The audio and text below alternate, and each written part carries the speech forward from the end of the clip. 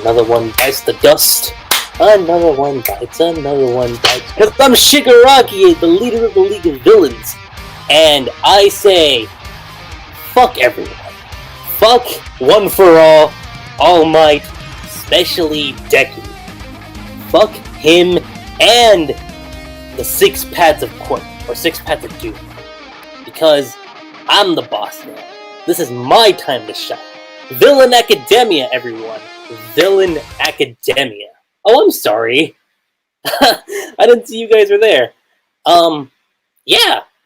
First of all, you all thought that My Hero was gone forever, right? From the channel? Because my little update video from May, I think, it was like, oh, Lucky Cheese no longer doing any My Hero Academia videos. Well, that's a bummer.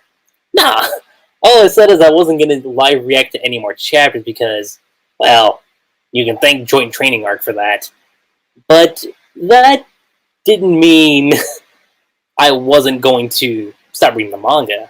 Or, more particularly, do these podcasts, because this is probably the most fun I have with My Hero Academia. If I'm being perfectly honest, this is my sweet spot, if you will, when it comes to the series. And when it comes to discussing it on YouTube. So I thought, keep it in this particular fashion. Kind of like with One Piece. And whenever Wano starts ending, which will be a couple years, give or take. But it's not about that. It's about this arc. My Hero Academia, or in this case, My Villain Academia. And once again, it is I, Lucky Cheese 7, coming with you with another video, which, or a podcast in this case, which some of you might be wondering, is it by yourself? No! Come on! Y'all should know the drill at this point. I can't really do these by myself. I mean, technically, yes. Podcast-wise, you could do it by yourself. You could talk about arcs, series, characters, whatnot. But what fun would that be? That would just make me like any other YouTuber. So why not just do all those things and talk about it with a buddy, with a friend? So I brought with me some special guests and some special friends. A couple of them you already know. One of them is actually very new when it comes to this channel. But I will go ahead and let them do their introductions right now. It is I, once again, but a different podcast, not a Black Clover, but a My Hero Academia, which is, for some reason, for some people, will see as a rival, but that should not be the case. At least for me, it's not. But whatever, it is what it is. But it is I again in the My Hero Academia podcast, and we got stuff to talk about. But I should end my introduction and lead to the next person. So, go ahead. Hello, BlueStarSaber here, once again joining Lucky Chi for another My Hero Academia podcast, which half the time he rips on me, but hey. Hey, it's to be expected at this point, but hey. But I believe we have a lot of things to talk about, but anyway, I suppose I shall now leave to the new guest, who should have had his debut on Sparda's channel, but that's a whole nother story, but hey. This about debuts? Oh, hey guys, it's me. I don't know if you know me, unless you've checked out, what is it, James S. Cassidy's Naru Saku podcast before? That's where I'm from, anyway. MangaReader here. Not to be associated with the stream itself, but it's my username. I know, catchy, isn't it? He's not the actual manga site. He's not the actual manga site, just to be clear. Yes. I've never seen the name Let's before. make that clearer, yeah. I can imagine like a bunch of people just coming in, just going like, "When are the chapters coming out? When are the chapters coming out?" Like, it's not that thing. Yeah. So yeah, no, guys, I don't go by MangaReader in terms of the site. I go by MangaReader in terms of just my username. We might have been able to do this. We might have been able to explain this from like a previous podcast, like commentary stream, but someone mucked up. Shots fired. Oh boy. How dare you? Well, let's see. Well, we might as well rip on you now before we have to do the actual podcast again, but hey. But you know Steve's going to rip on you. What you know Steve's going to rip you on for. But we're not here to talk about that other manga series. We're here to talk about My Hero Academia. Yes. Or should it be My Villain Academia? My Villain Academia, which, by the way, before we actually dive into what we're going to be talking about, our good friend BlueStarSaber is a fellow My Hero Academia fanboy and the cursed child. So, you see, this is why I can never run for any parliamentary career in the United Kingdom. Because if they ever find out about these podcasts, they could just use the nickname Cursed Child. Don't vote Blue Star. He will curse this country. But hey, but yeah. So anyway, go continue, Lucky Chi. it's just a usual trend we go by ever since, what was it? Let's see, the internship arc, which I think is called the Raid arc or something now, but hey. I don't know, Wiki's change the arcs names all the times. Keep it the same. Anyway. I don't like change. I don't want change. Everything has to be the same. Oh, wait, sorry, that's 4 Lives thing. If I may interject, happy Halloween, guys. With the MCU. But perfect time for October. We're not here for that. We're here for My Villain Academia, or the proper name, My you can use My Villain Academia arc. You could go by that too, or Meta Liberation Army arc, or as I like to call it, the Shigaraki Kicks Ass arc. That's I like to call it one step forward, 2 steps back. There you go. I don't know how the hell I messed that up, but yeah. Oh damn! I like to think that too. But go on. Well, you definitely know what 4 Lives thoughts are going to be on this manga arc. Yeah. Let us just go ahead and talk about our thoughts on the series pretty much before we got into this arc. Now, normally when we do the My Hero Academia arcs, we normally go around in a circle and just let each person go from person to person and just share their viewpoints. But I thought for this arc, let me change the pace a little bit. So it's going to be an open discussion, more or less, but that's kind of how I want to structure this one out in particular, just to test out the waterworks. So I'll just go ahead and say this. Before going into the arc, funny enough, this the last arc, like I mentioned before, was where I stopped live reacting to the chapters, because not that it got bad, it was just like I wasn't as enthusiastic about the series as I initially was. So I was like, you know what? Do I want to live react to it and be unenthusiastic, or do I want to just say, let me not do, because if I'm gonna live react to something, and I said this in that video too, I'd rather do it because I want to do it, not because I feel like, oh, it's another chapter, let me just do it for the sake of it, you know? So already my standards when it comes to going into this arc, before knowing what it was about, I was like,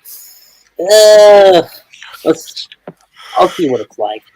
That's kind of my thoughts, just going into this particular arc, and this is before I knew what it really was about. So everything before that, like I said, everything from the beginning of the series to Hideout Raid arc, maybe even arguably you could say Culture Festival. Maybe. Up to that was... Actually, no, let me rephrase that. Beginning of the series, Hideout Raid arc was fantastic. The Provisional License arc was okay. It wasn't bad, it was just overall okay. Internship arc was kind of a disappointment for obvious reasons. Then you got the Remedial Course arc, with a short, sweet, and to the point. And we get to see an animator, so yeah, yay! Relive the disappointment. Well, for you know, the anime might do a better job. Damn it! I dropped my Chromebook. Yeah, the anime. I can assure you, everyone. By this point, I will bet you. Let's see. I'll think of a bet. You go on. But anyway, so that arc was just short, sweet, to the point. Culture Festival arc was, I'm not gonna say the grand return of My Hero Academia, but it brought back something I thought was missing, which was the whole uniqueness element when it came to the quirks. which the beginning of the series had. And I was like, see, that's something I wish we still have. And during that particular point of the arc, I'm like, I'm actually having fun with it. It was a really fun arc. Could you say low stakes? Sure, but in terms of fun, I thought it worked out for the guy. And plus, Gentle was just like one of those villains where I was like, yeah, goofy, but at least he sticks out from the crowd and isn't like world domination. All he wanted was just views. Simple guy that was just doing these things just because views. Why not? And what was it, like negative 1,000 views or some shit like that? No, point is, it was funny, just to say the least. Then we get the Pro Hero arc, which I thought was good. Not exactly the grand return for My Hero Academia, but it was like close. I'll say that. Joint Training arc, I don't have to reiterate my points on that because, best arc in the saga, right? Oh, Pro boy. Hero was a one step forward, and then Joint Training was like 50 steps back. You're never going to let that one go, are you? You're the one who you made that declaration during the Culture Festival arc podcast, so it's going to be a running joke now, thanks to you. Oh, boy. Hey, if you like fights, it was a good arc. That's about it. That's the only thing. I have no that'll- idea what Class B is I'm about. sorry if I hoped it would be sort of like a new tuning exams kind of style arc, but hey. By the year 2060, when the anime finally gets there, we might have something interesting. I mean, technically, you're right about the tuning exam, Blue Star. It's just the tuning exam from the anime special, if you get what I mean. No, you got the wrong exam. Oh, no. But, when it comes to that, you can kind of see where my viewpoint on the series went from super excited. Okay, we're kind of like in a loop, and then it's like, okay, that's where we're at right now. It's kind of unenthusiastic, kind of like, all right, let's just see where we're going. That was just me. But what about the rest of you guys? What was your thoughts on the series prior to this particular arc? Well, let's see. From when I first started, for me it was like a new Naruto, a new fresh Naruto. Let's see, something to succeed Naruto. Hopefully even better. And for a time, it looked like it was doing stuff better than Naruto, like the whole Naruto Sasuke rival with Midoriya and Bakugo. So yeah, the first sagas, all the arcs were great. Let's see. I liked all the side characters, the heroes, the main characters, the villains. Everyone got at least some form of spotlight. And when the Hero License Exam, I still think it's still in the quality as the UA Beginning saga. I know that both Lucky Chi and For Life see it as a bit of a little downgrade a little bit, but I enjoyed it. Let's see, granted, the internship arc, started off quite good. Let's see, unfortunately, until the Kirishima flashback happened, that's when the pacing started to get out of whack. It was also when I kind of noticed that why aren't we seeing Ochiko Tsuyu, the third-year girl, and the dragon lady fight that big monster thing? That looks like it's going to be awesome. Let's see. And then when it finally got to the Midoriya versus Overhaul fight, final bout, it kind of went a bit anticlimactic. Then, of course, went and had that little side arc, which just seemed like a bit of a break. And for Midoriya to bond with Aoyama, I believe it is, or the French stomach laser dude. And then afterwards, we got to the Culture Festival and Pro Hero arcs, which were improvements. Granted, they were kind of I kind of see them as like mini arcs with like a boss battle in it. For like both Midoriya versus that Gentle and Endeavor versus High End. But I suppose it was nice to at least expand on the side characters and the world of My Hero Academia, since we finally learned who the top 10 heroes are, or who the current top 10 heroes are. But it also ended up setting up this new character, Hawks' mission to infiltrate the League of Villains, which we'll talk about a bit about later with this current arc. And then when we went to the training arc, I thought, more about All for One and his brother, exploring more of Midoriya's quirk, and also bringing back the Class A, Class B rivalry that was built up from the joint training festival, and some to extent the summer camp one. It looks like we're finally getting a payoff of that, which started out pretty good with an entertaining fight, kind of dragged with the second one, got a bit ritzy, interesting again with, like, funny enough, instead of Shoto with Tenya, which, hey, more development for Tenya is a plus for me, since we haven't really seen him in getting the spotlight since, well, the Stain arc.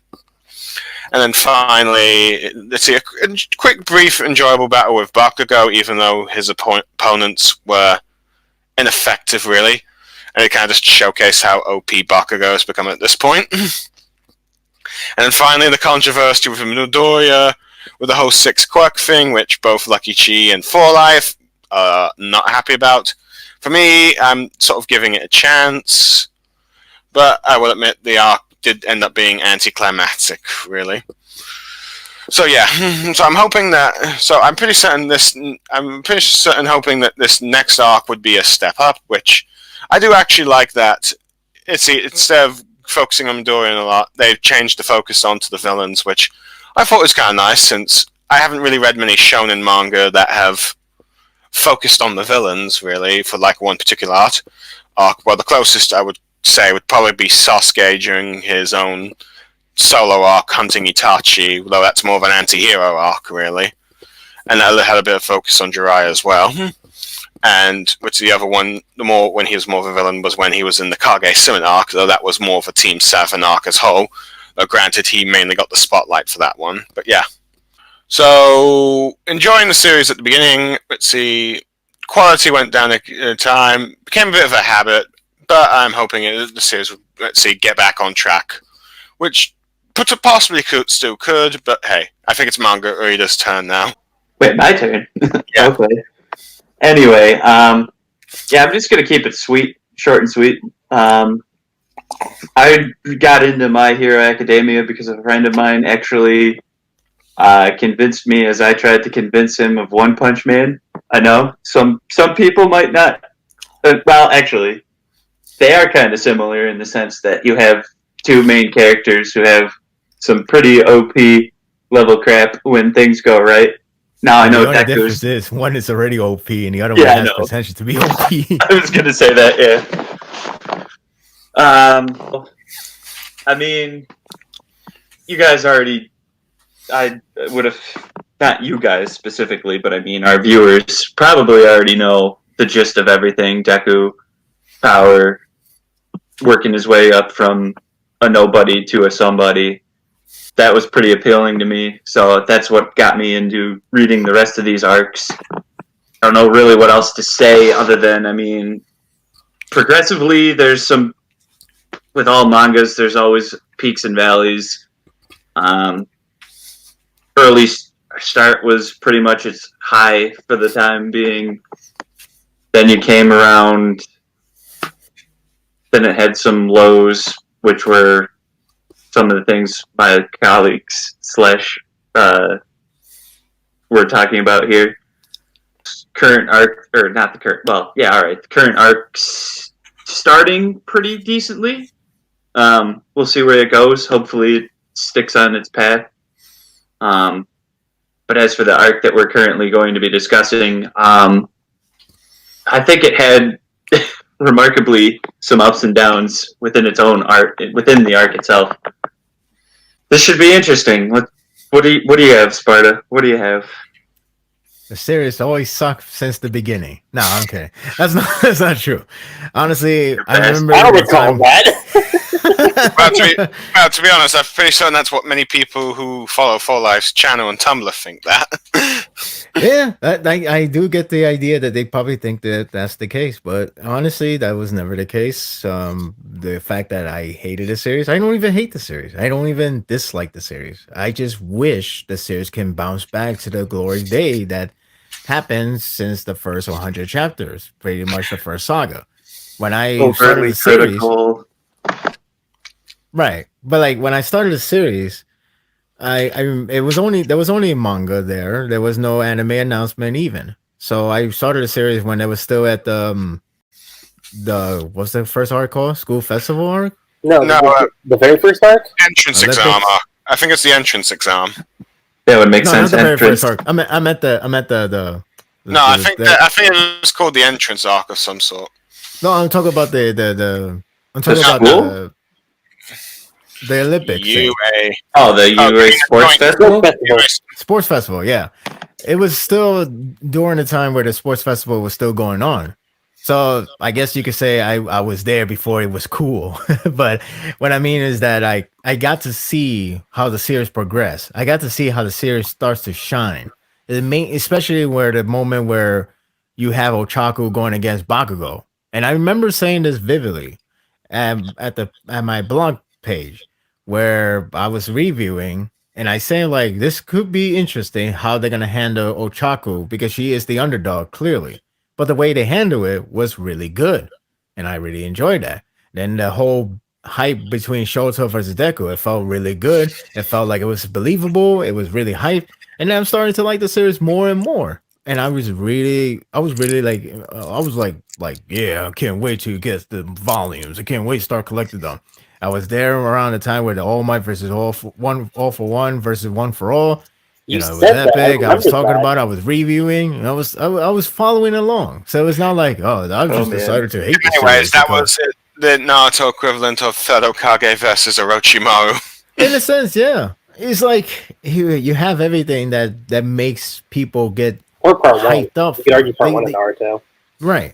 And then when I started to review on my channel, my YouTube channel, during the license exam arc, because I didn't decide, hey, I'm gonna start reviewing this series so I could rip apart this series. Everybody thinks this series is phenomenal. I'm gonna make them know that this series is absolutely flawed. But that's not my intention at all. My intention is because I enjoy the series so much. So I was like, hey, I'm gonna start reviewing my channel. It'll be the second, I think it's the second series or the third series. Probably the third series after Tokyo Ghoul and Fairy Tail. Can I read Tokyo Ghoul? No. So that's why I started to review. It's not to rip it apart. It becomes that way because, well, the series needs to fix itself. It's the same thing that Fairy Tail got that treatment. Nanasu no Taizai got that treatment. Even some series even Black Clover got that treatment from me. I didn't review at the time, but I talk about it at times and saying like it needs to do something to make it stand out. But lo and behold, it has, and now it's like I like the series a lot more than before. But I mean, I was talk about that one day, a lot more detail. For My Hero. Can I read Black Clover? No. It's a big NO. So with My Hero Academia, the internship arc is where you could actually notice me feeling more frustrated. Like it's funny because my review, you can actually see, it's like that Bart Simpson's moment where he's like, "Hey Lisa, I recorded this moment, and if I slow it down, you can see the moment where you broke his heart and stop." That's me. Like you could see slow motion of me just starting to feel disappointed with the series, and the internship arc is pretty much where it is at. And from there on, it hasn't really climbed back up. Like I keep saying, 1 step forward, 2 steps backwards. The joint training is definitely a major backwards. I'll say like 10 steps if I were to be serious. It's 10 steps backwards. The Pro Hero was definitely a step forward. It was definitely good. Maybe it's not the exact prime level, but it's definitely good. Then the joint training happened, and then we got the villain arc, which we're going to talk about. I pretty much gave it away what I feel. What? Yeah. I wouldn't say it's one of the worst, but still hasn't peaked. When we get to that. The best I can say is that this arc, from what I can tell from the fandom, is divided into you love it or you hate it. So you can see where I end up landing at. Scathing heat. there were only absolutes for this My Hero Academia, for the My Hero Academia now. For the fandom, apparently. Well, that's what happens with every fandom for life. Well, yeah, it's true. But it's funny because, like, when you look at the anime, season 4 that is now out, I would have, like, challenged I would have like kind of challenged myself. Like, let me see. If every fandom really toxic? Yeah, there's some toxic in every fandom, of course, but it all depends on how much toxic can you get. And just from the very first episode of My Hero, there's already a lot of complaints, and I was like, never mind. I'll stay in my place. Thank you. So there you go. Wow, even back to the first episode, people were complaining. Yeah, that didn't last long in terms of like saying like, hey, this series who got popular just this recently, it has toxic fandom, which may have, but I really haven't seen anything that tells me that. I believe Ritzy the Rick of Morty fandom is particularly toxic with the whole Ritzy Mulan McNugget sauce thing. Well, I don't know much about the fandom, but I guess. I'm blissfully unaware of all this. I think probably Steve or James would probably give you more details about the whole Rick and Morty fan base. I'm just blissfully unaware of the My Hero Academia anime hatred. The bottom line is My Hero Academia fandom in terms of anime community is still the loudest in terms of complaints and rants and so on. I believe they're probably complaining about the recent Ritzy clip show episode they got. Their OVA. They've been doing that for the past 3 seasons. Like that's been there since season 2. That's something new. Like whenever Bones says we're gonna have 25 episodes for this season, think as you have 24 episodes this season. Just think that way instead. Yeah, your recaps. Yeah, that's all it is. Well, at least it's not the One Piece half a chapter an episode. Well, that's true. Though I noticed that. Well, I haven't seen the show yet. And season 4 yet. I haven't seen it, but I do remember they do have their prelude every episode. I do not. I believe the actual canon material is starting this weekend. I think it started. Well, we recorded on episode Saturday, 1. So. Episode 1's it's still Saturday in the UK, at least for another 45 minutes. But I believe last week was the clip show. Yep. Yes, I think today's is. Unless did it get delayed? I think it should be today. It should be today. I think it's out already. Let me look at it quick. Well, let's see. Once I'm done talking to you guys, I'll probably watch it. Oh man, yeah, it's out already. Mm-hmm. Yeah, check it out. All right. With the One Piece, yeah. Well, One Piece is coming out soon, but yeah. See, I've been paying too much attention to what's been going on in my own country to realize what's going on with My Hero Academia right now. Pay no attention to the man. I'm disappointed, Blue. Well, to be fair, let's see what's going on in my country is pretty crazy right now. I know. But look at this way. Pay no attention to the man. Look at this way, Blue Star. When somebody asks a question, what's one thing they have in common? That crap. You can answer that. Oh, damn. Whoa. Mega shots fired there. But really, but honestly speaking, like, well, it's pretty problematic on your end. But if you just relax, it's best is just not to focus too hard, because sometimes that's the thing could really just disrupt your mentality. And well, that's why Twitter is here now. UK Twitter is completely toxic right now. But anyway, should we go on to the next topic? Yes. So, in talking about the recent arc, the Meta Liberation Army arc, or you know what? My official name for it's going to be the League of Villains arc, because it's really their spotlight. Nobody else. That's what this arc's name should be. It's on them. So, our topic that we're going to go into is thoughts on the arc.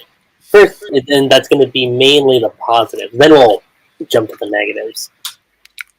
So, number one, it hasn't been with My Hero Academia. It's more so just been this damn saga, because this saga has been called Rise of the Villains ever since the Hideout Rated arc ended. And I'm sitting there going like, what the fuck are the villains? Like, the way how the Rise of the Villains, the way how the UA beginning saga ended, it ended up in a way where it was like, Deku, you're next as the successor for One for All. Shigaraki, you are going to be the successor of All for One. And while we got to see Deku's side of things, and we got to see Shigaraki technically in the internship arc briefly, but he was there, so I was like, all right, he's there. But since then, he's just kind of been empty. Like, for whatever reason, after he pretty much body bagged Chisaki like that, it was like, okay, so next time the world will know who I am. And then since then, it's been, okay, where's Shigaraki? Now, I get the Culture Festival arc. I get that, so I'm not going to knock points off of that one. But the Pro Hero arc? Like, you had Dabi. Dabi was a part of the Pro Hero arc. And you would think, okay, maybe you might get like a little quick reference as to what Shigaraki's up to. No, you don't get that. A joint training arc, don't even get me started on that again. So, it's been a long time since we saw Shigaraki, and in terms of positives, that was my biggest thing, was like, seeing him, and funny enough, it was actually before that chapters where I was like, alright, you know what, I'm going to stop doing my live reactions on my heroes. So if I had read that chapter, if I had actually live reacted, I would have been like, okay, let me stick around with it. But you'd probably be like, my boy is back! That's what he is. I'm just like, dude, if I had live reacted to that, I would have been like, it took forever, but I don't care. Be your King of Lightnings. Yo! Probably. It would have been that. So, I was ecstatic to just seeing Shigaraki, but I thought, okay, maybe it's just for one chapter. Then, as the arc progresses, and you find out, no, it's actually his arc. So I was like, okay, that's not what I was expecting, but cool. So, really, it was, I will say the biggest thing for me when it comes to the positive aspect was just Shigaraki, and seeing what he's been up to since the entire incident with Overhaul, and more importantly, ever since the entire incident from the Hideout Radar, basically the Camino Ward. Everything since then, I'm like, alright, so it was cool seeing what he's been up to, and how he's moving about, like, progressing as a character and as a villain. His backstory was the other thing I really liked. And something a lot of people I haven't seen talk about too much is, like, how much it kind of humanized the League of Villains.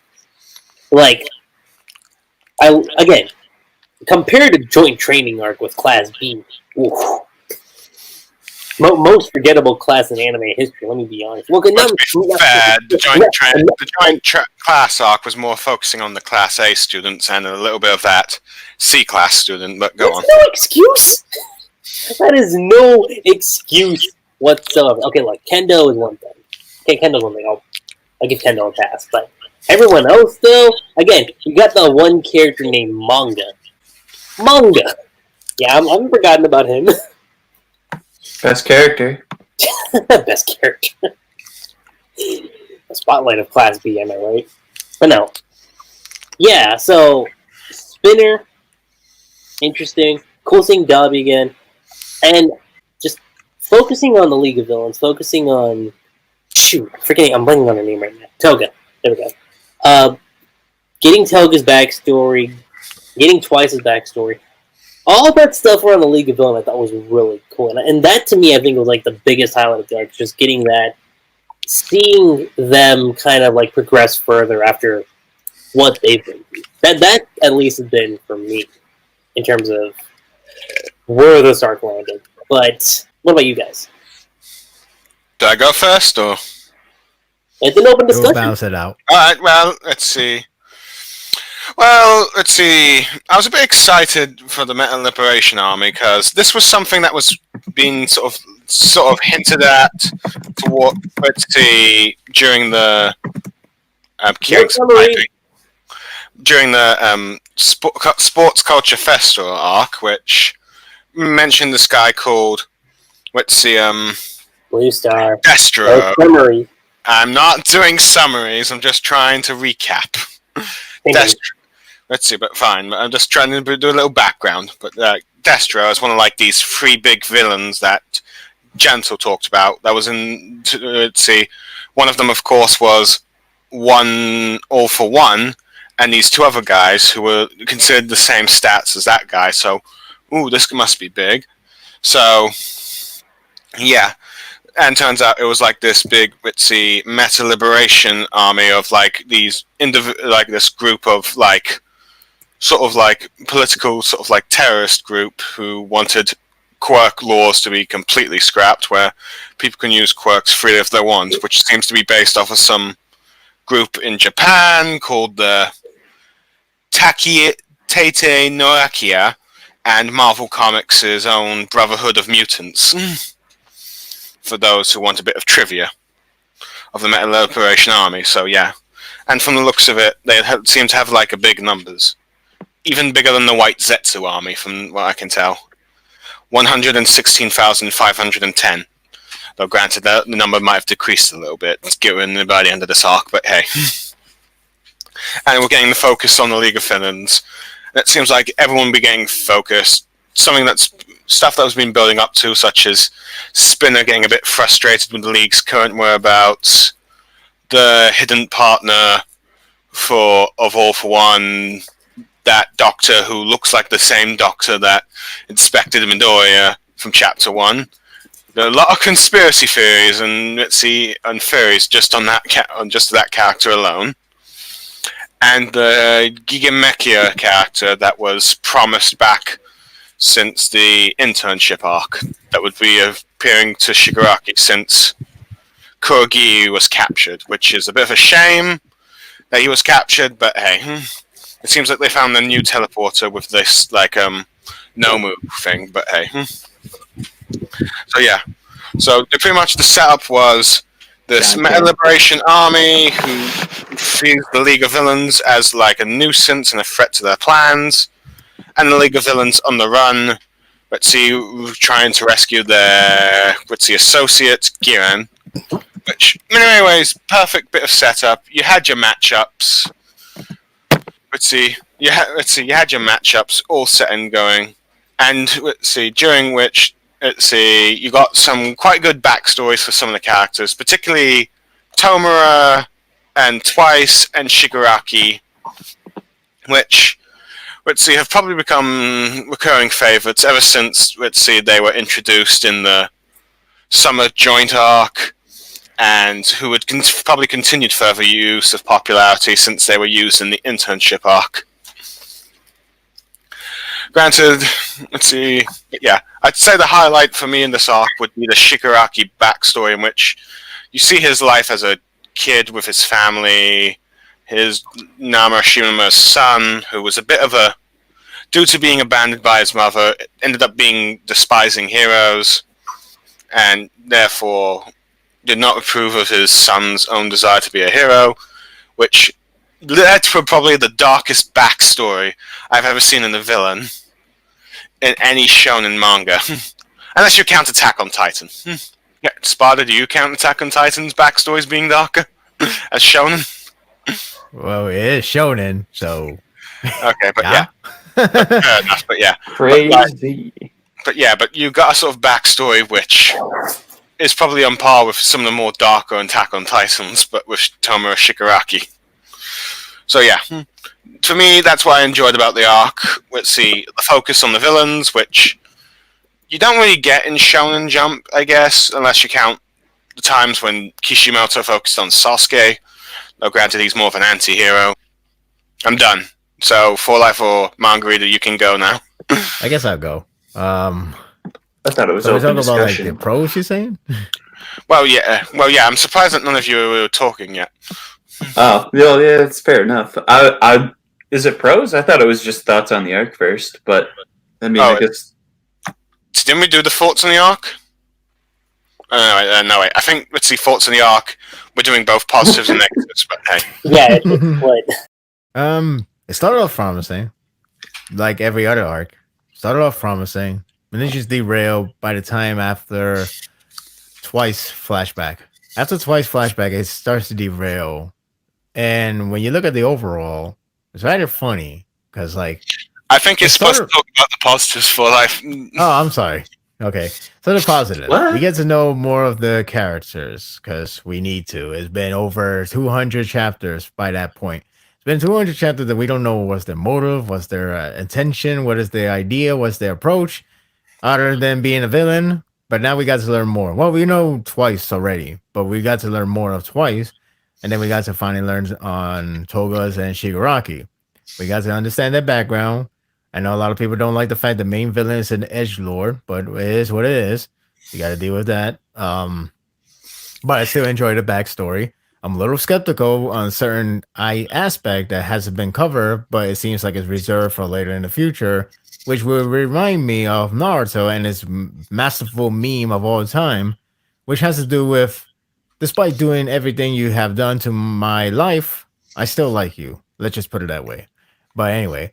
I don't think it works like that because, yeah, well, at least in our case, Deku and our friends. If internship arc, joint training didn't happen, I would believe that this guy has it done. I would believe that he has it set, and I would believe there's nothing wrong could go. There's nothing that could go incredibly wrong. But with the internship arc and joint training existence, I believe it. I believe anything can go wrong. So I'm not going to hold my breath and say, "Oh, don't worry, it's not going to ruin this one," because you never know. Anyway, so our always hopeful reviewer. Let's see. I think we forgot to mention. I think none of us have talked about the beginning where Bakugo and Shoto got their hero licenses as well. It's a bit nice. I guess that's. I mean, yeah, but it wasn't that important. Well, I guess it's important if you like the character. I know what you mean. But it wasn't the main arc focus. It was more on the villain. It was just like, okay, they got there, and then they just segue to the Meta Liberation Army and introducing the hero that's part of the army, Slide and Go. Yeah, Slide and Go, which miraculously did not die. Yay! So at any point, yeah. Well, that's because he didn't even compete in the battle. Because they did. In fact, that was because they didn't want heroes in the battle at all. They wanted the civilians to play up to their credit. Take their credit so that they could, get their liberation plans going.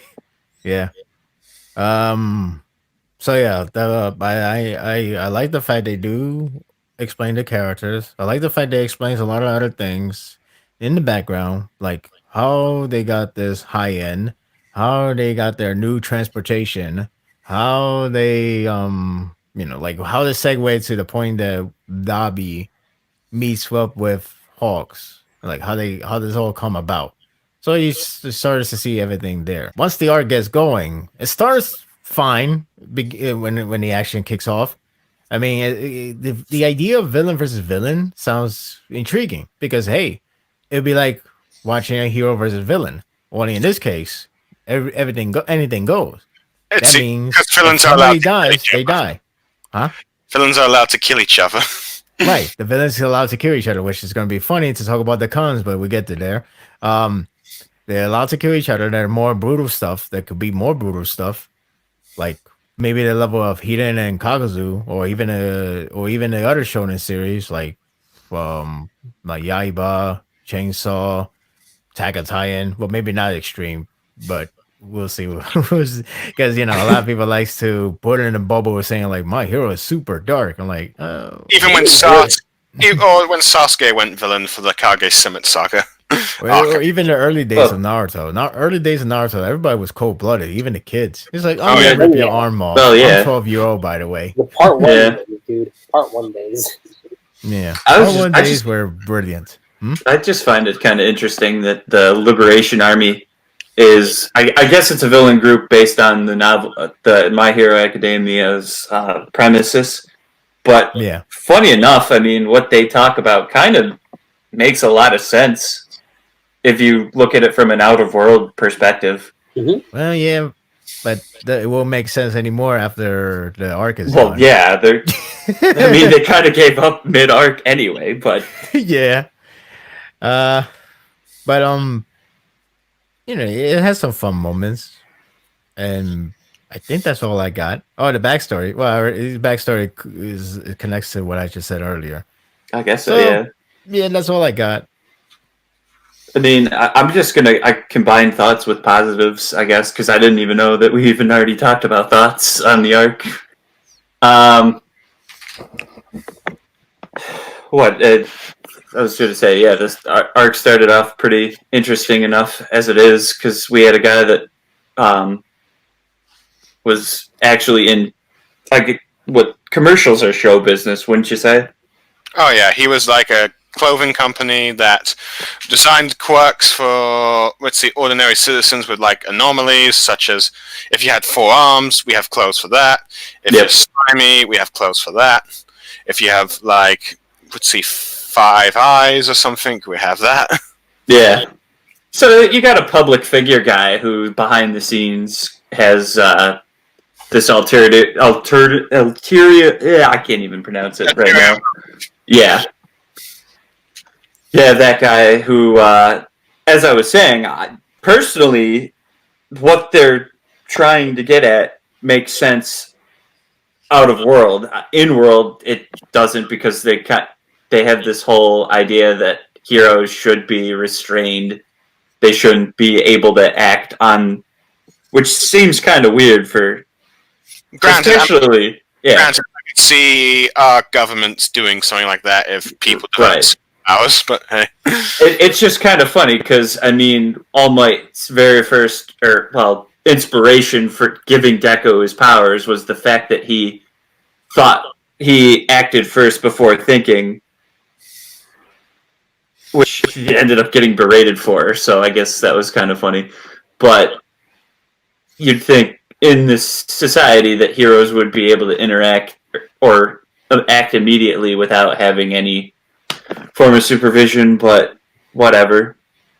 I thought in that sense, the Liberation Army being all for everyone having the ability and not being suppressed by their quirks, that was pretty intriguing situation. And to go with the backstory, I think it's actually pretty intriguing that Togo, by all sense, because of society, was made out to be a villain because of her quirk. I found that pretty interesting too. Right? Oh yeah, Toga has quite the interesting backstory. In many ways, her quirk, is naturally, due to her quirk, she's naturally has a love of blood and dead things, which in any society that would be looked down upon, really. So I don't know if it was a love for dead, but yeah, you're right in that she had just an affiliation with blood. Yeah. Yeah. So love for beating up stuff. I mean, so, but or yeah, whatever. Yeah. But since society, that's unacceptable because, face it, society can be very judgmental if you act differently from everyone. So. Yeah. So what we knew her is actually her true personality, but what she was going for a moralistic sense, which is also what Shigaraki was going for, was society hates all this death, destruction, and all that jazz. That's not becoming of a hero. So society itself brought upon some of these villains because of it. So Toga being a villain isn't because the heroes weren't accepting of herself. It was because her ability was looked down upon for being something that doesn't even seem remotely heroic. Kind of like Stain, where and I hate to bring up old arcs in this case, but I haven't been on any of these discussions. I would probably say that Shinsho from like the Joint Training Festival, who can control people with his quirks, would be a better example, since everyone compared his quirk to a villain's quirk when you can control people's mind. The non people that were thinking of it, but some of the pro heroes were actually thinking, this would be good if you as an infiltration type level thing, where you can gain trust from the villains or stuff like that. Mm-hmm. All right. At least I thought that's what I thought I read. Maybe I'm wrong on that. Yeah, no, that was just his initial backstory. Everyone was like, right. "Don't use this power on me." See, but it turns out the heroes actually like the power. But that was also a thing for the arc, was that that his power wasn't being used properly in the exam, against robots, so he had no ways of actually displaying how good He really his is. ability was. Yeah. But anyway, back on point. Since these are villains versus villains, ultimately, it had a really good startup, a pretty decent middle. The conclusion was good for Shigaraki. It wasn't really so good for Redestro, but we'll cover that in the negatives. I guess the other positives would have just been that pace of everything was pretty interesting. I think it wrapped up pretty well, and not because It didn't feel they slow. were trying. That's the one that I'll also go to. It didn't feel slow or dragged out. Right. It's I guess a negative, which I'll cover later, about that pacing though too at the same time. Yeah. But I think it all tied up pretty nicely because it had all for one's servant Gigamaka, or as they just call him eventually, just Machia, I guess for short. Yeah. So I thought that was pretty cool how they just had that strategy. That's all I was going to add. I was going to say, for All For One, the name I used to call him by was Sensei, because that's what Shigaraki called him. Like, alright, so Sensei. I guess we could call him by Shigaraki now, because that's what we also learned was his last name. Yeah. That's that's part of the backstory, but that was kind of my thing. I was like, huh, okay, that explains a lot, actually, so that was cool.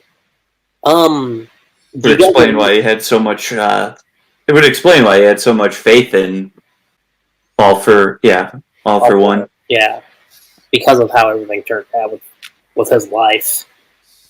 I guess from there we can transition over to the negatives, unless you guys got anything else you want to mention. I think the positives were pretty straightforward. Yeah. Ooh, I think one of the negatives for me is that after the Shigaraki backstory, the kind of, final fight kind of just went to a sun hole. Not to mention, some of the fights that were ongoing at the time, such as, Darby's fight against the ice dude Getten, which was like kind of a cool setup for how we assume, since it's pretty obvious that Darby is Endeavor's, unknown son at this point. Or someone related to Endeavor. Yeah. At the very least, if it's not a son, it's someone definitely related to him. But I'm pretty sure they mentioned that one of his brothers had like some really OP fire ability. Yeah. Yeah. So. Darby. Darby. Event versus Getten, which seemed like a bit of a prelude to that. Yeah, Darby and Shota were going to have an all-out brawl at some point. Ice versus fire. Yeah, classic, something like that. But granted, that was cut short once Giga Mekata came in and Getten focused his attention on him, and it seemed like you had Skeptic versus Twice, which looked like it started out well. Where you had Twice overcoming his problems for the moment in order to save both Toga and Green. Yeah, sorry. Yeah, suppose.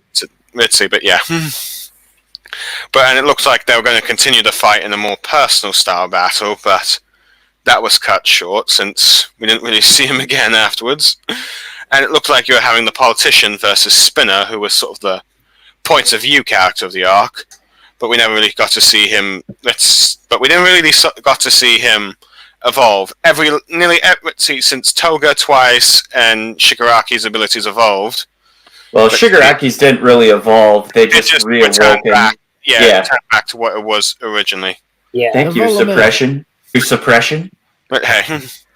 But unfortunately, we didn't really see anything new with Mr. Compress, who seems to be just a background character for the League of Villains at the moment.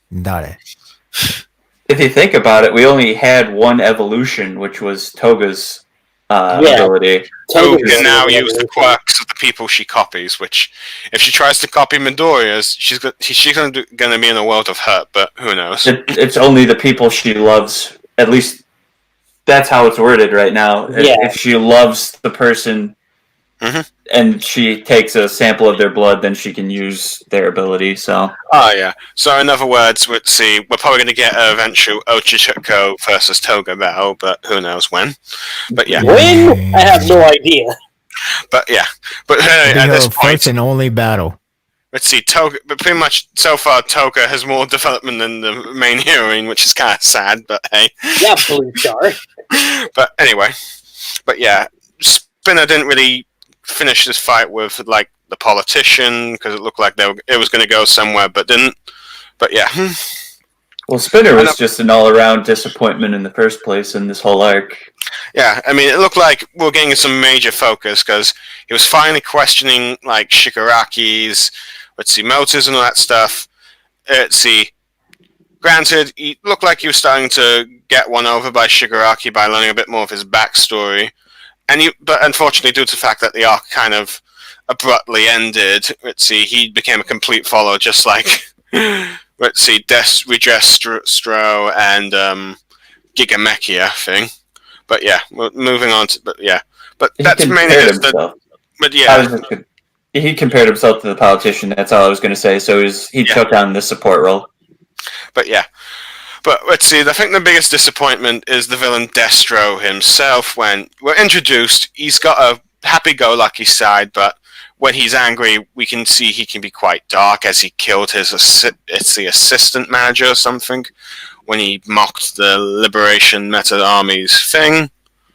Granted, and then when he was and after the battle with Tomura Shigaraki, when he awakened his quirk, the fight with him sort of ended quite quickly. I mean, which is a shame because he seemed to have quite an interesting quirk, really.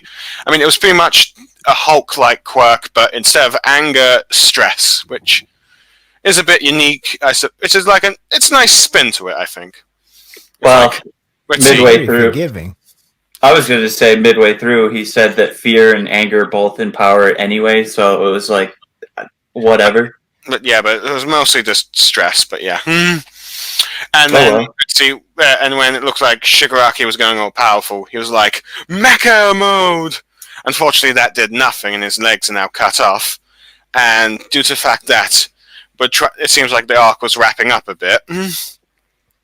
Well, he became a total bitch at the end, is what he did. We only had a little briefing of his backstory about he's the son of the former leader. He was groomed for the thing. He doesn't seem like he wants to be the leader and stuff. And when he sees Shigaraki liberated, as we will, he swears. Yeah. All right. Yeah. Fine. But yeah. So he kind of just goes in, which is kind of feels like a bit of a stretch because it's like. You guys just fought out each other, and I'm pretty sure the League of Villains at least killed 10,000 of your comrades at this point, and destroyed your city, so I'm sure there should be some grudges in this, but hey. But hey, everyone's working together now, and forming the Paranormal Liberation Front, which, I get the name change, though the paranormal bit I still don't quite get, but hey. What was the name again? Paranormal Liberation Front, but yeah. Front. Oh, okay, so I almost got it right. Yeah, Paranormal Liberation Front is what it's called. Because I was like struggling to name every time about to review, and I'm like, Paranormal Liberation. So it's honestly, it feels like the editor said dude, finish this arc already. Let's go back to Midoriya. Yeah, you don't say. I know, similar manner to how Kishimoto originally wanted to have Tsunade fight Pain, but nope. The editor said, let Naruto fight Pain. That's what happens when your first editor leaves. Which, by the way, I looked that up before we even did this podcast. So, the first editor was there from the beginning all the way up to the Culture Festival arc. So, that should say something. In terms of qualities. Uh-huh. Much to Peter's dismay about the joint training arc. Oh, no. I was going to say, if what else was lost in that was the pacing, while also a plus kind of had its moments where it was almost too fast. It was kind of like a double-edged sword. Right. And I was mentioning it to you guys before we even started discussing live with this discussion that whatever happened to that twice verse. I guess I don't know what he's called now. The analytics guy. He was all big on it wasn't a failure. Kind of off screen. That was kind of my big thing. I was like, all right, you know what? He's there, and then all of a sudden, nope. Now he's off running to the tower section. I think another problem with this arc is that when originally it looked like they were killing off the Meta Liberation Front. After all, the one that Toga fought. Yeah. What's his name? Curious ended up splat on the floor. Let's see. And when the League joined together, it's like, you introduce a new female villain and only to kill her off. And it looks like Getten is a female, but apparently, according to the recent data book, he's a male. So, yeah, we're still only down to one female villain. It's like, I should really go back and find that source where everybody was placing hope on Uchiko to be a female. Oops. Yep. Then again, 10. Again. Oops. I don't know what's the deal with the fans going for female. I don't want to think about it. I don't want to know about it. I don't care about it, honestly. All I know is that that's the second time in a row. I do know that, it's often said that female villains have more individuality than the female heroes for most part, but... Kaguya didn't. What are you going on about? But not with My Hero, it seems.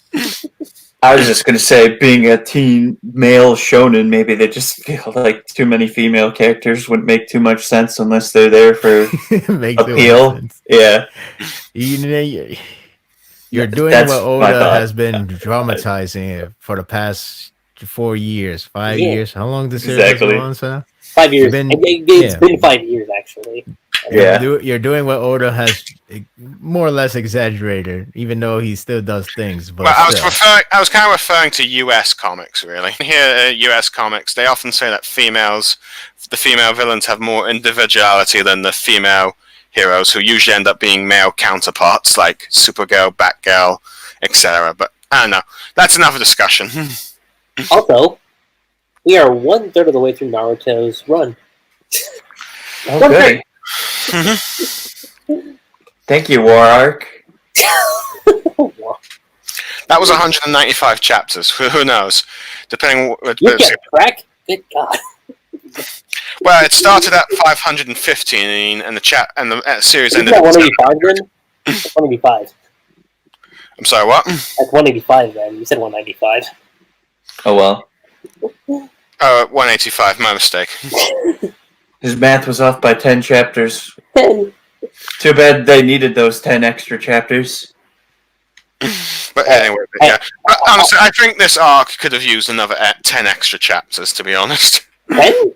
I'd say maybe 5. I think an extra 5. Okay, maybe 5, but I don't know. At least a few more chapters, just to expand more on Registro, show more of like the League of Villains and the other Meta Liberation members, because they were kind of cut short, really.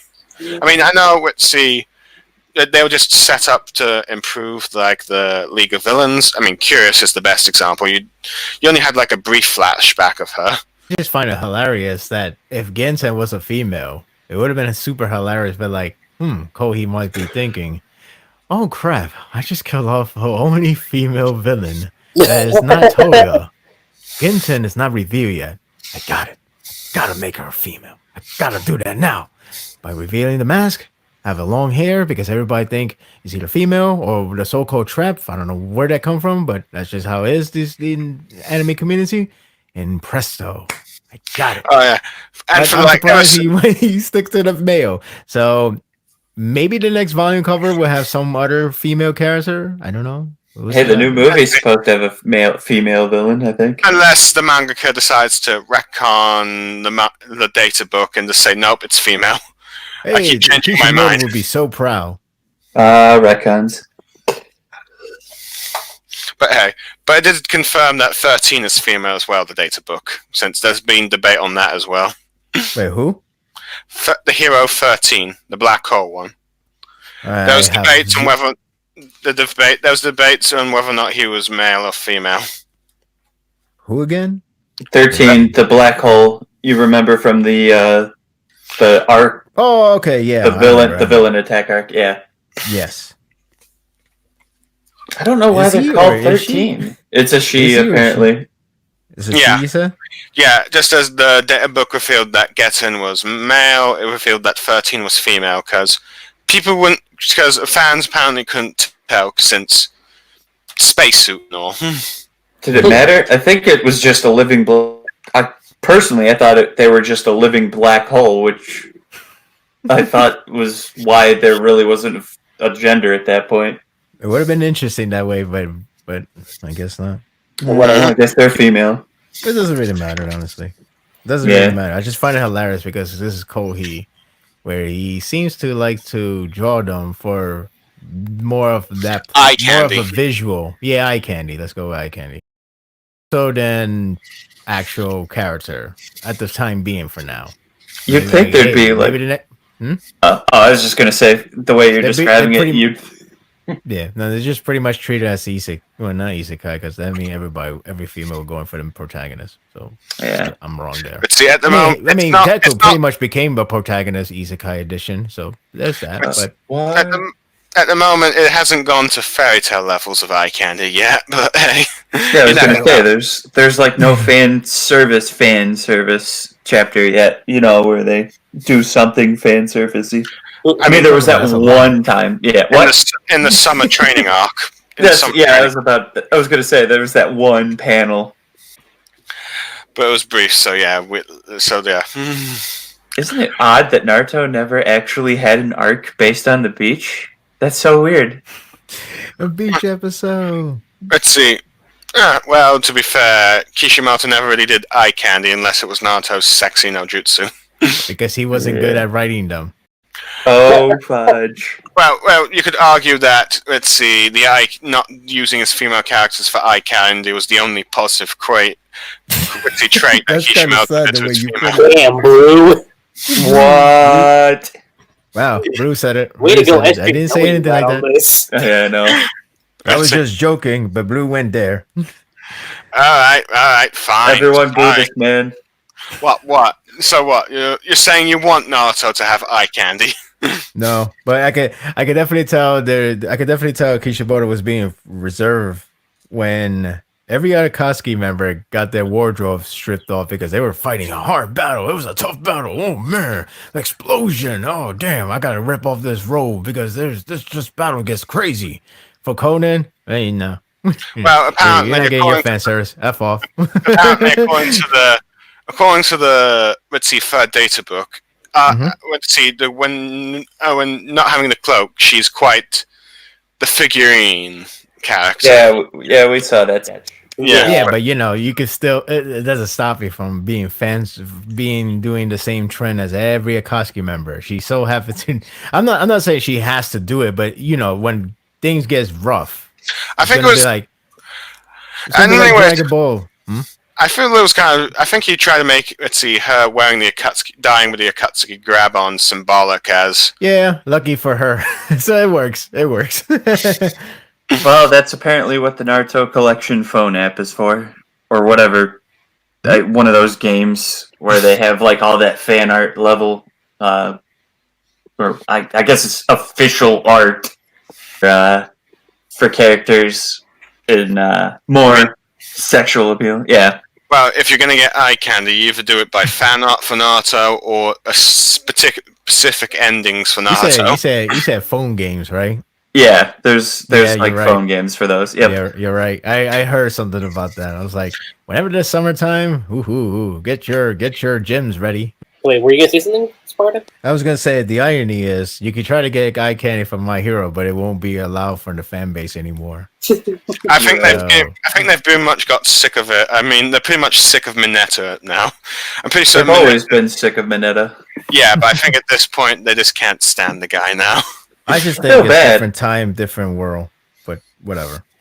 I feel bad because Mineta's like his favorite character, or at least one of his favorite characters. All I'm saying is this. I feel like if you bring a Master Roshi archetype character here, it would not age well in this area. You mean this era of 2019? Yes. Yeah. Well, to be fair, age. Jiraiya is Jiraiya and Sanji are probably the last, let's see, perverted characters that you could probably get without drawing too much controversy. Well, because they came from the generation where everything is fine at the time. But if you do it today, no. Like, this is the reason why like people react so heavily on something that Berserk has been doing much worse even. But Berserk got a free pass because it came from the 90s or earlier than that, but it came from the 90s. Well, for life, culture changes over time. I know. Well, you had Goblin Slayer. Yeah.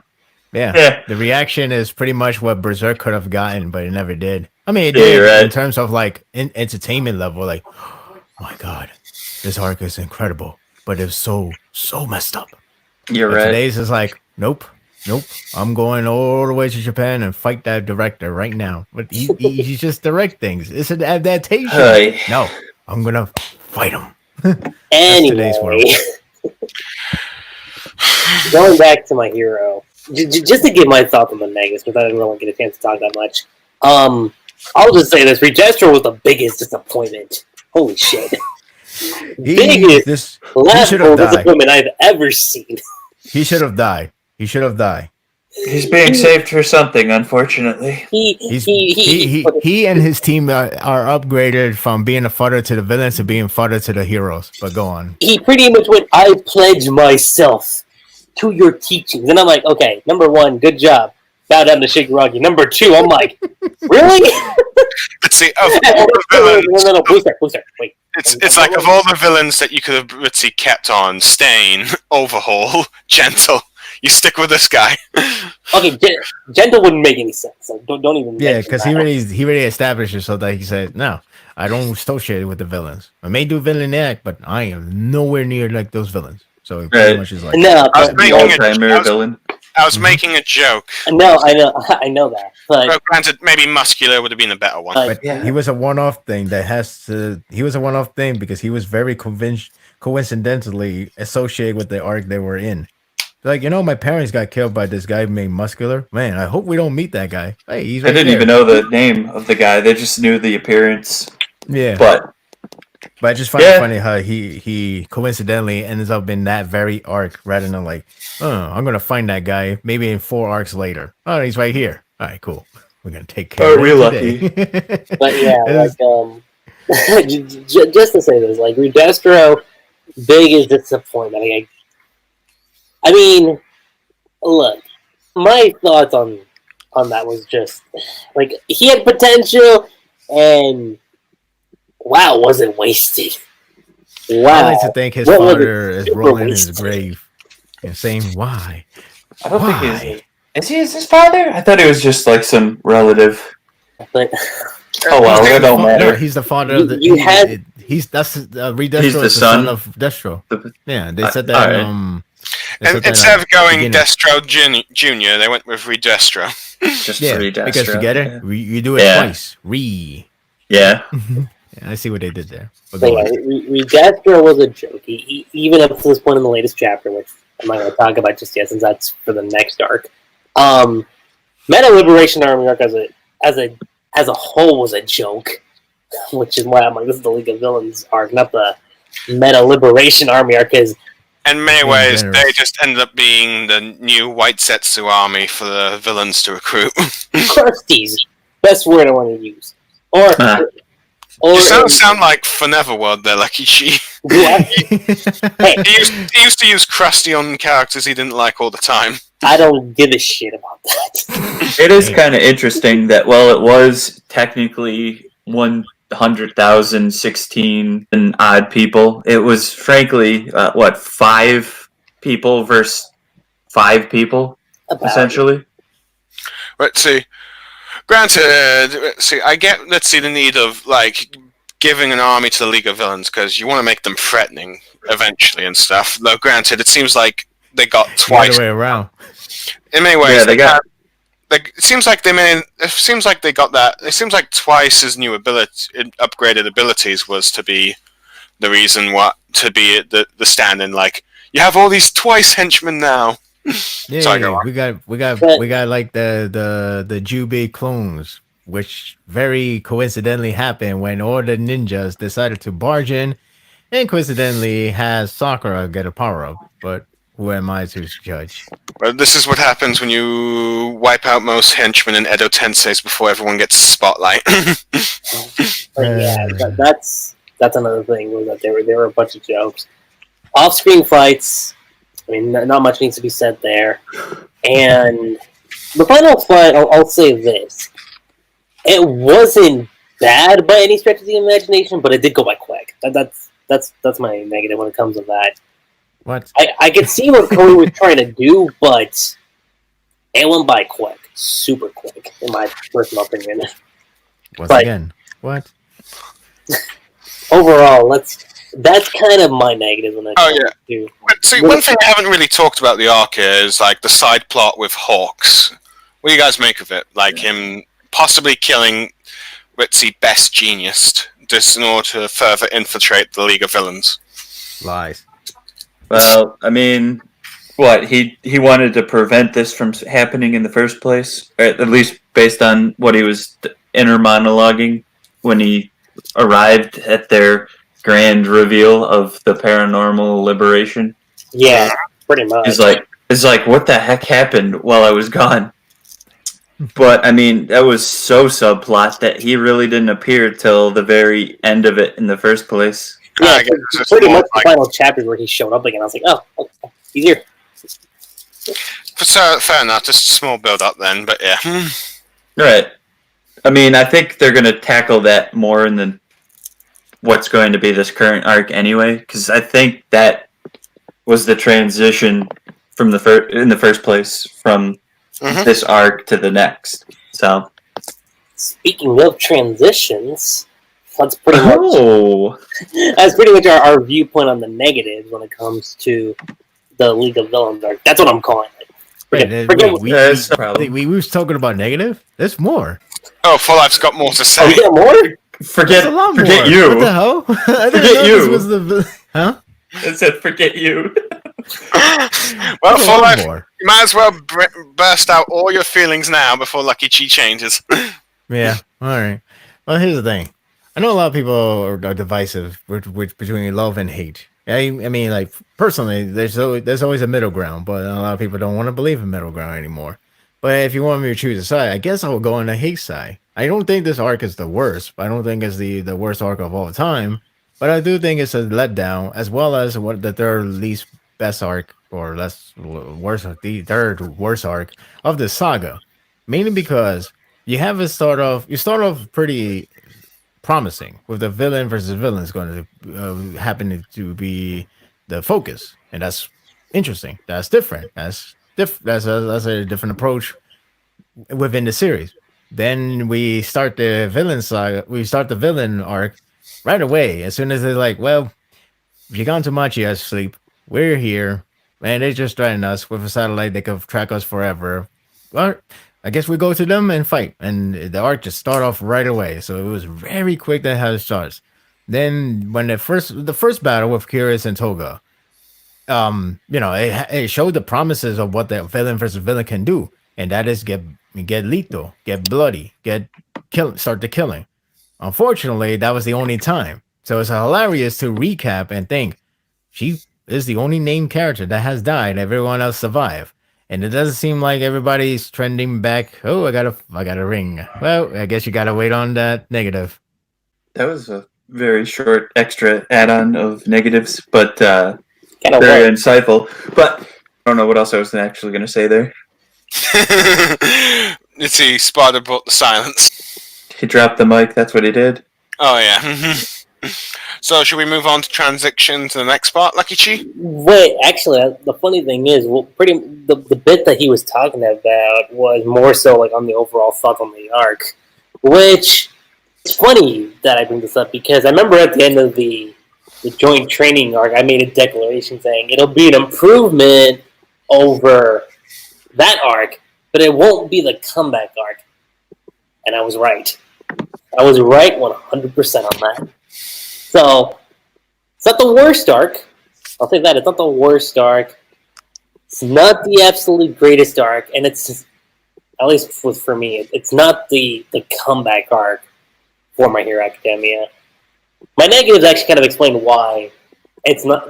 If you fixed a couple things that I mentioned in the negative, again, the final fight with Redestro, the skipped fights, and just making the Meta Liberation Army more credible, I think this could have been one of the greatest arcs in not just a saga, but in My Hero Academia in general. So, overall, this arc's kind of like 50-50 for me.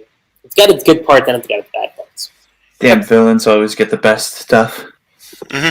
But I will say, like, in terms of like what this arc related is, like step up Shigaraki in terms of him as a character, which I said before, and that to me was my biggest thing with the arc was it's his focus. What about you guys? I think if I was to score this arc out of 10, I'd probably give it either a 6 or 7 out of 10 because the first two halves of the arc are great. Good setup, good middle ground, but the climax is a bit anticlimactic, especially when the final fight between Shigaraki versus Destro, as once Shigaraki gets city-destroying level powers, he easily defeats Destro, which, to be honest, I didn't think My Hero Academia would have this kind of power scaling until at least the second year or around 500 chapters. So you're pretty much acknowledging that we are going bonkers soon. So I feel like it seems like it's gone a bit too fast. In many ways, Shigaraki feels like he's got endgame powers at the moment, but from the looks of it, it might get more, but hey, we'll see.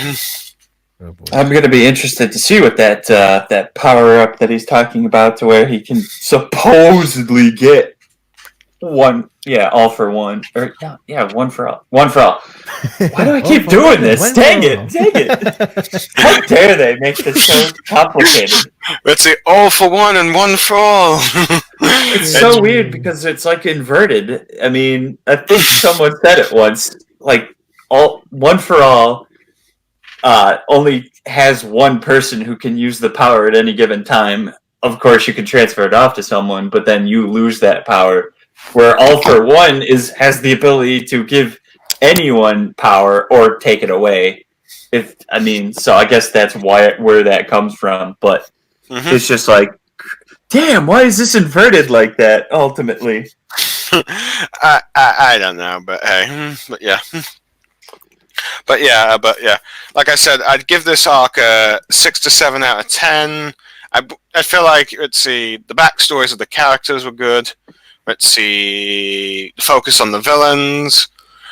Let's see, new abilities for them as well. Granted, I wish that the Meta Liberation Army was a bit more credible. Granted, this is what happens when you have an army of like 100,000 versus a group of 5, in which you can't really kill off any of the characters since the League of Villains had already had casualties with like 3 of their Vanguard Action Squad captured. Let's see, All for One captured. Let's see, the transgender one was killed. Yep. Let's see, and so let's see. It might have been a bit more suspense if perhaps some of the Nomus were there and you had the Meta Liberation Army members able to kill off Nomus, because taking on Nomus is quite a big deal, especially if you take them on by yourself, since Nomus can range from as being as powerful as All Might to taking on multiple heroes at once. Or only the strongest heroes can take them on, because from what we've seen so far, only really All Might and Endeavor have really took on most Nomus one-on-one fights, really. So yeah, that could have been. You also had what's his name? Gran Torino did sort of as well. Oh yeah, take on by himself. Very few heroes can take on Nomus on a one-on-one fight. Granted, yes, Nomus would have been like fodder soldiers at that point, but still, they're strong fodder at least. Let's see, we got more insight to All for One's relationships with like the Doctor, who may or may not be the same one from the first chapter, depending on the theories, if you believe them or not, and a bit more insight with like Gigamechia, which part of me wondered if this guy might be the endgame boss for like year 1, since he's clearly like pretty powerful. Who knows? He might be something that multiple heroes have to take down, but we'll see. Well, he's only OP because of his stamina, is what it was. Oh yeah. But yeah, which is something I find. I mean, again, maybe I've seen it every now and then with it, but it seems like they're taking on more game lingo. Yeah, which is weird. Which is kind of cool, but at the same time, you have to be careful how you do that. But yeah, but one thing dated. Let's see, but yeah, it can be dated. It depends on what kind of gaming, because certain gaming styles last forever, like PC. It feels like it want to be hip with the crowd, but all of their lingo is from RPGs. But yeah, AOE is area. Which, to be fair, I think RPGs are pretty popular in Japan. Well, let's see, I hear that multiple choice ones aren't exactly popular, which is why, apparently, according to TV Trope, Mass Effect never really sold well in Japan because they were asking, which one's the right ending? But yeah, back to My Hero. So yeah, it's a pretty nice arc. You had quite a few focus on some of the villains that we had, such as Toga and Twice, Shigaraki. Unfortunately, not all the villains got the attention that needed. I think, granted, Darby had the previous arc, sort of. Let's see. You mean before the previous arc? Yeah, the Pro Hero arc, but though, granted, you kind of needed Mr. Compress and Spinner to get some, spotlight in this. Granted, Spinner being the narration, but that was just about it. And it's felt like it all ended quite quickly, where everyone's just allegiance is now to Shigaraki, but hey. But it's set up to what could potentially be a sort of war arc for My Hero, but we'll have to wait and see. Don't say that! Don't say that! Well, we still need the second sports festival, which is, based on time, should be coming up soon. Well, let's see, by the time of 4 months, that will be the beginning of year 2. Yeah. If you go by Japanese calendar dates, I believe. I think the new year is March, but yeah, you guys can... let's see, MangaReader, do you want to go next? I mean, if we're all talking anyway, it really doesn't matter who goes next, but... Are you done? Yeah, I'm done. Oh, well, that happened just abruptly there. It's sometimes... Let's see... Sometimes I run out of stuff to talk that I just stop after once I've... Yeah, I'm done. Those flashcards let you down this time. No, I just say what's out of my head. Let's see, I can think of right now. Granted, maybe I should plan what I say more, but hey. Anyway, OP levels, I guess we're getting there, but if you think about it, I mean, you had All Might, who wasn't actually at his full 100%.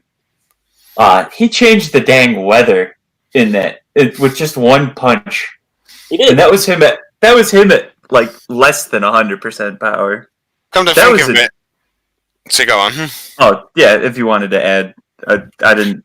I believe during the fight with Nomu, he said it took 200 to 300 blows to him to beat him. When in his heyday, it just only took him 5. Yeah, 5 mighty blows. It would have taken him 5 mighty blows, but this time it took over 300. Yeah. Mm-hmm. Which, that just goes to show you that, damn, if that's what Deku is supposed to be, just how more insane is it going to get?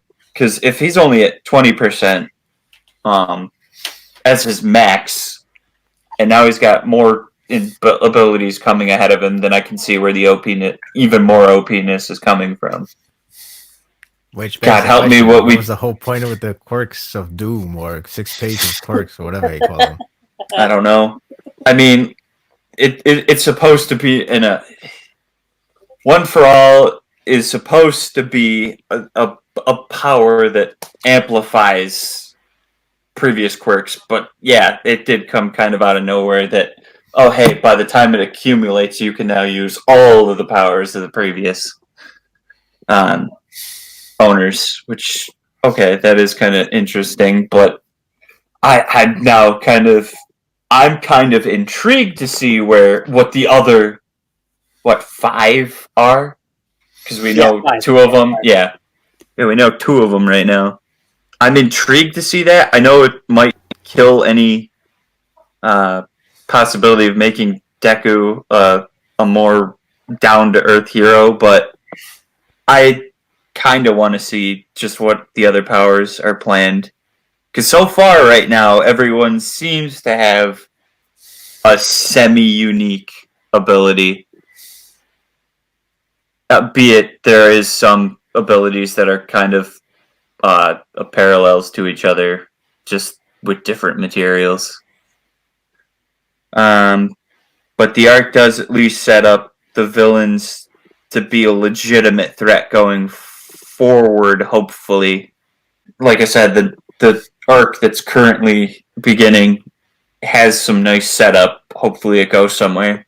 See, that's the problem with I have with this, because like it always seems like it always ends with a setup, and that is very true. But it never feels like there's always a payoff within that setup, only to only to ensue another setup for the next one, and hopefully you will get some better payoff for the next one. Only when you don't, you're gonna get another setup for the next one. So it's like a domino effect. But that's the problem. We're at this point right now. We already got like 5 arcs into this saga, if I recall correctly.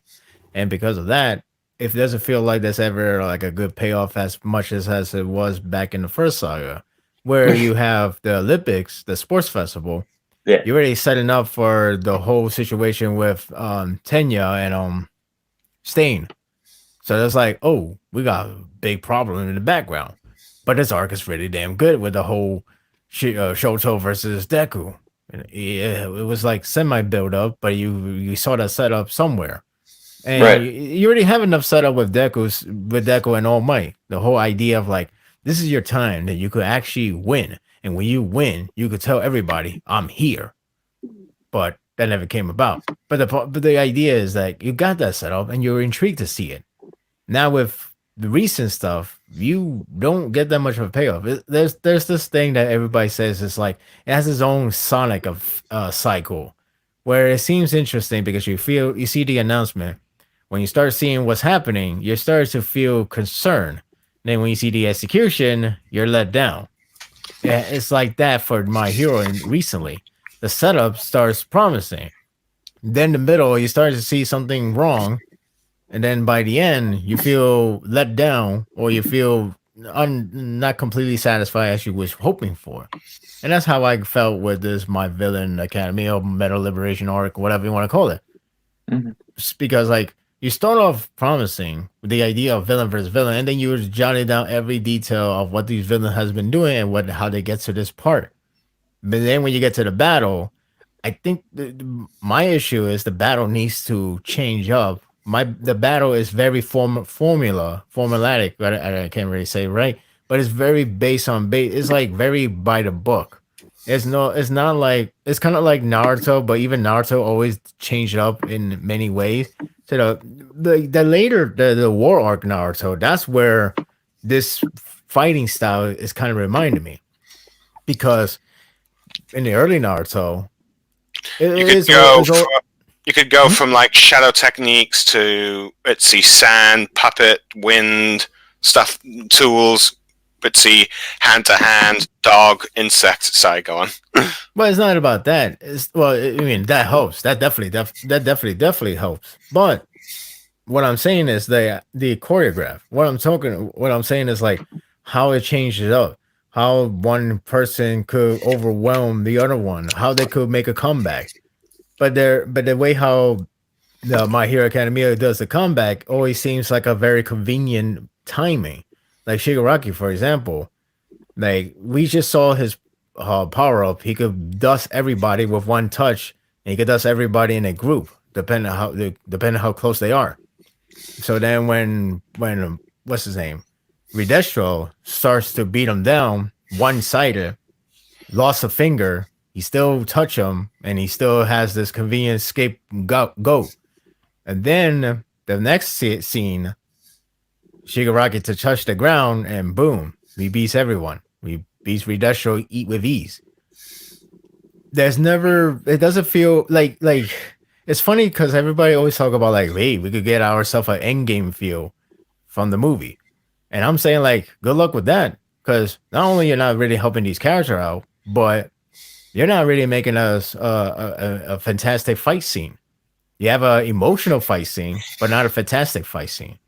I think they had said the last decent choreographed fight, let's see, you could argue, I think, was either Midoriya versus Bakugo, or, let's see, well, yeah, part 2, or Stain versus Midoriya, Tenya, and, let's see, Shoto.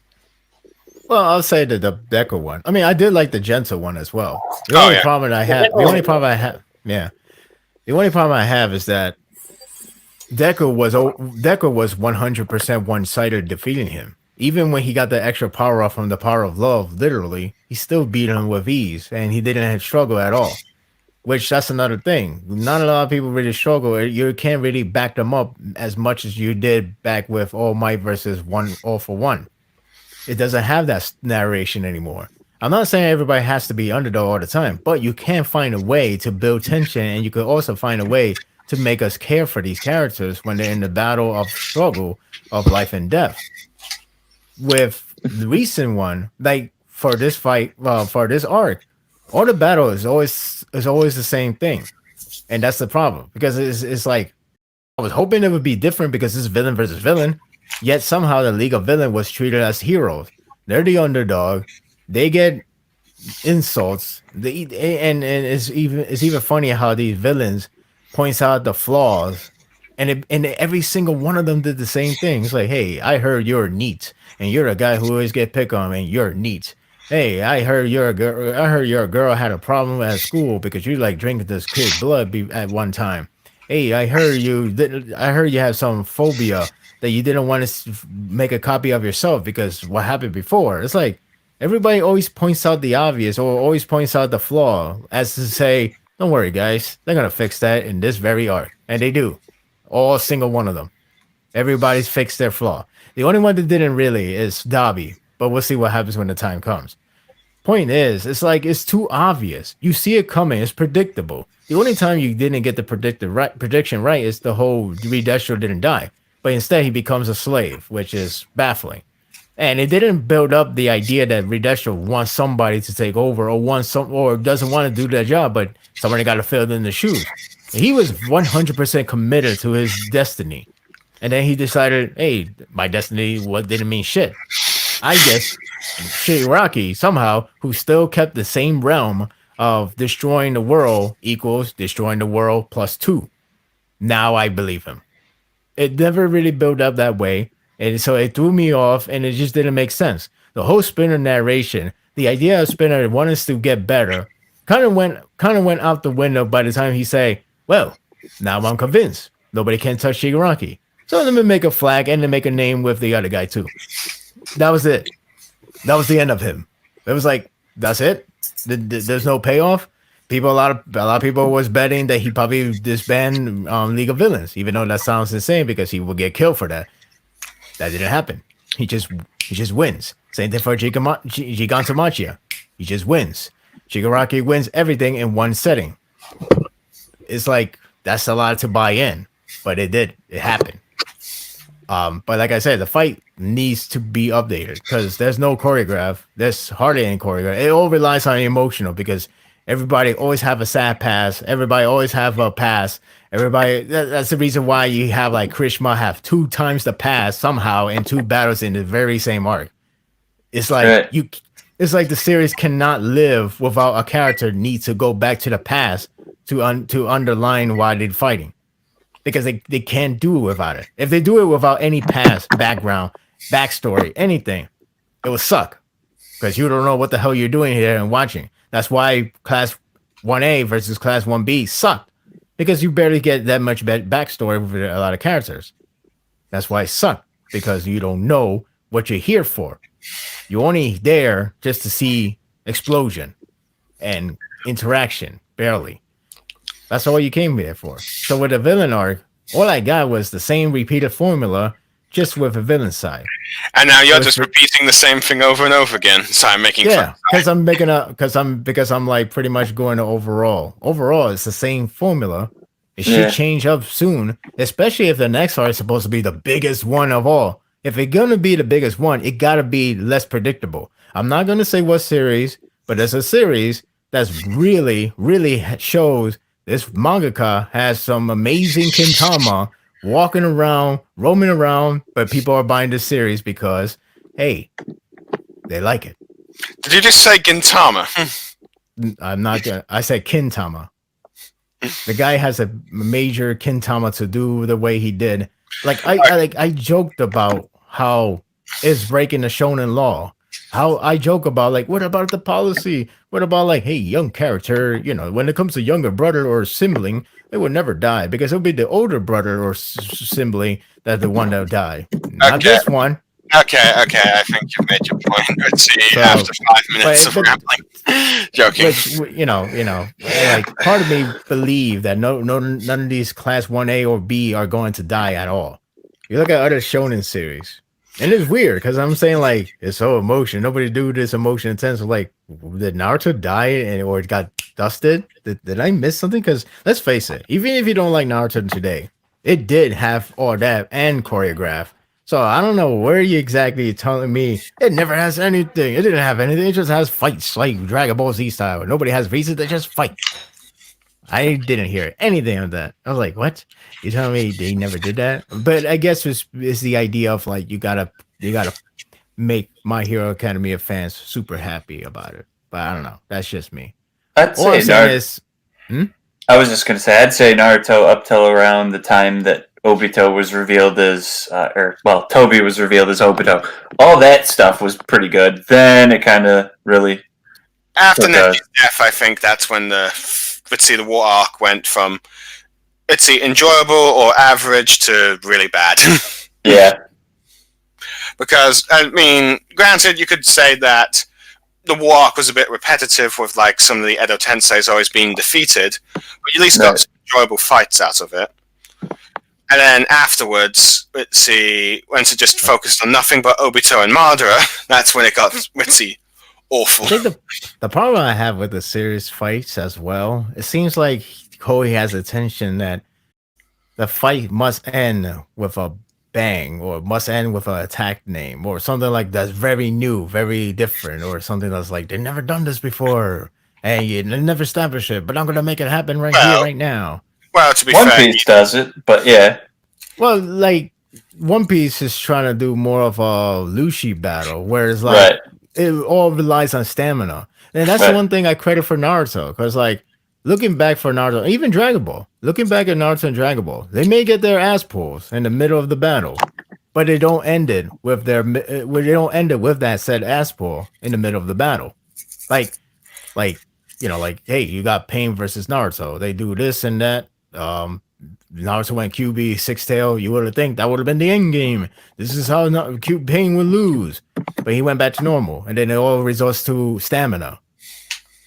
So it's like, oh, but like when you look at My Hero, I got 100%. Thank you, Eri. And then you could argue that My Hero has one of the similar problems to Bleach, which once a character explains their abilities, the bad guy knows how to take it out. Yeah. But instead, Bleach mastered that too much.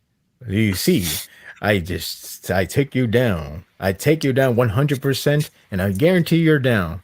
So with that said, let me explain why my power took you down. And then 5 minutes later, oh crap, he found a way. How he found a way to escape my attack? we're basically doing filler here. I think these last 10 minutes could be probably thrown out. No one would have missed anything. Yeah, right. Dang, on that note, let's transition over to ranking the arcs in the Rise of the Dawn saga, and I'll go ahead and go first. So, I'll say the joint training arc is still the worst arc in this entire saga. Not even saga. The entire series. Yeah, it is. I'll say that. Number 6 is Remedial Course arc, because, it's short, but it was just a very short arc in that perspective. Internship arc, pretty self-explanatory, and it's kind of funny. Number 4 is going to be this current arc.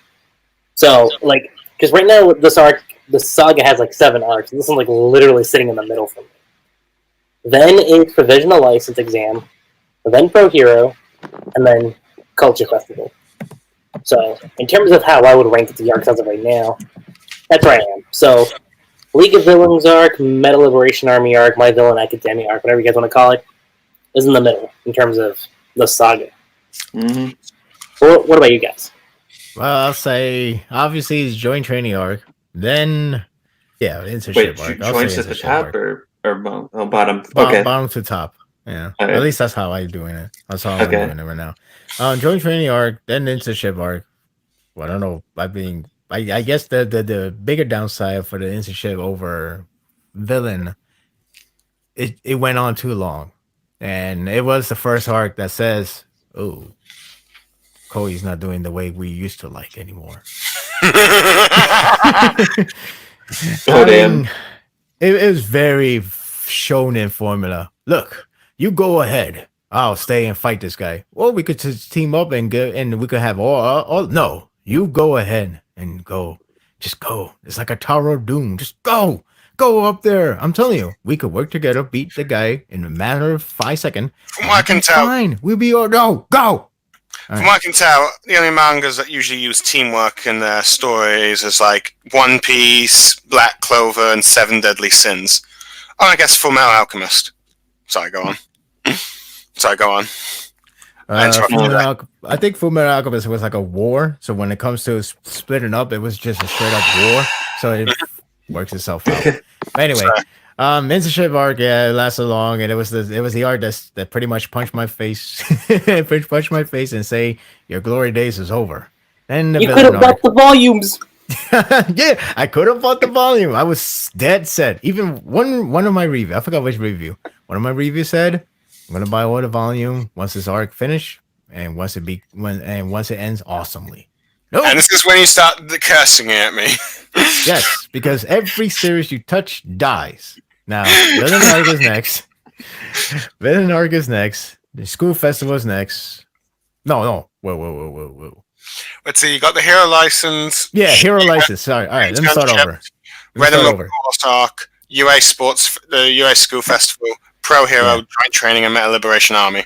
Okay, let me start over. You're also forgetting too. There was the remedial course too, where it was. I said that one. Oh, did you? Yeah. What about the Shai Hisaki?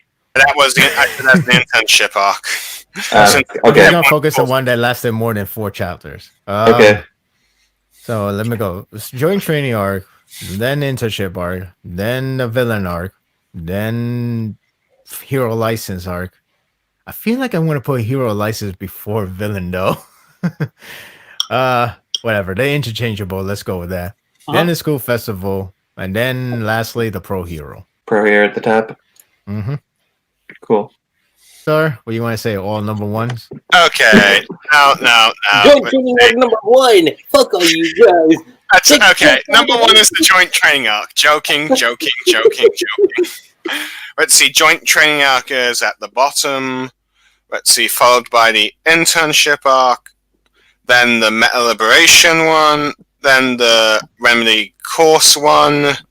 Then the Pro Hero, UA School Festival, and then the Hero License exam arc.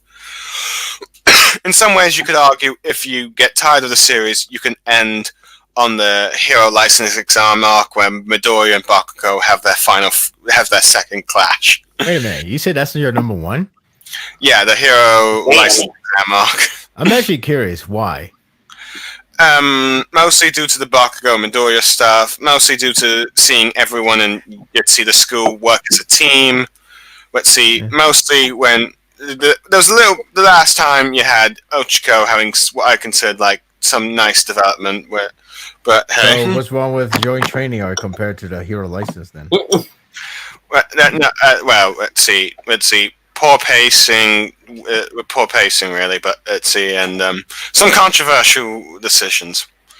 Most of the fight it started out well, but yeah, like I said, joint training's at the bottom, followed by the Shi Hashikai arc or the internship arc, then the Meta Liberation Army, then the Remedy Course, then the Pro Hero, then the School Festival, and then the Hero License exam arc. Boy, you really don't like Pro What the Hero. hell? What the hell? I don't know. Maybe Lucky Damn, Blue. Maybe Lucky Cheese rubbing off me since the UA School Festival is his favorite arc in the saga. Wait, is it? Oh, School Festival. Yeah. You didn't said, pick you Hero said License, license though. exam. I picked the Culture Festival on my top. Yeah. What about you, MangaReader? What's yours? What's mine? Oh man, I'm trying From to. bottom to best. I'm about to die from stuff, but anyway. Joint Training is my favorite. What if I said joint training was actually the second worst? I don't actually know what was worse in that one though, but What's worse then? I don't know. I just feel like for some reason I'm curious. personally I did. I mean I'm not saying joint training was the best in any sense of the form. I don't know. I kind of liked the start of that arc. Obviously, it ended poorly, but I did like the start of the arc in that it was going to be something. I wouldn't say unique, but it would have just given Class B something to be proud of. Of course, obviously, we find out that there's nothing to be proud of in terms of Class B. So Not even the one they won in. It's like, hey, Yeah, I you won know. the battle. Yeah, but I feel like Momo did better, so she won. I was like, Yeah. all right, thank you for bearing yourself. Thank you. So yeah, I'd still have to put that one at the bottom. The hardest part's being to figure out what the hell. It's the worst. The worst. Well, no, that one's the worst The second Oh, I for think you me. said second worst. I was going to say second worst, but then I realized what's in this arc. How many are there? 6, I There's guess. 7. Yes, apparently, There's yeah. technically Yeah. 7, though you could. The remainder, of course, is a mini arc. So Yeah, I'm not really going to count that so much. So, yeah, joint would be 6. 5 would be. I gotta say the license for me, it's not bad. It's just kind of after a while, yeah. Mainly because if I had number 1 for me is definitely the festival. Mainly because I liked Deku's fight with Gentleman, Gentle Criminal. Yeah. That was easily one of my more favorite fights in the up to that point. Mm-hmm. 2 would probably be Pro Hero because it was really cool to see Endeavor get character development instead of being like this. Big brooding guy. Yeah, big burning Yeah. guy. Big birding guy. 3 for me, and I actually liked the internship arc for me personally. I know people aren't always big on Deku kind of having the That's for a lifetime. yeah, basically. I think you triggered Sparta. Yeah, I know. No. I'm it's gonna fine. You be feel the like different that, in that one. I thought it was cool just from a potential visual. I'm not gonna say yeah. Which I feel like Kohi has been trying to do so many things of like, I want to do visual pleasing. Like, yeah, but it used to be something Right. else too. But whatever. Yeah. It's like I always feel like, hey, Bones, top this one. I'm like, all right, we'll do that. Like, So I'll then take advantage. It's like it's not like Right. Yaiba's asking, hey, Ufotable, top this. It's like, okay, cool. We'd definitely do that. You're right, yeah.